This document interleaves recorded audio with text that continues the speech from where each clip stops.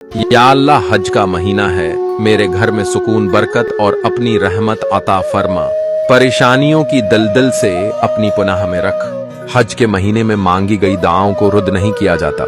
या रब, मेरे घर को अपनी रहमतों का मरकज बना दे। या अल्लाह, उस मुकद्दस महीने के सदक़े मेरे घर से बेसुकूनी, फकर, वफाका और परेशानियां दूर फरमा दे।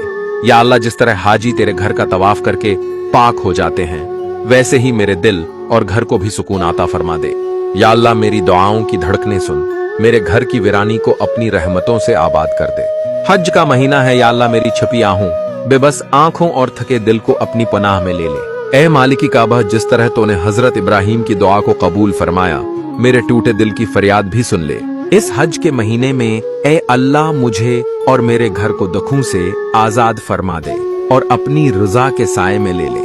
या रब, हज का महीना आया है, मेरी जिंदगी के मैदान अरफात में भी तू ही बख्शिश और सुकून का सबब बना दे।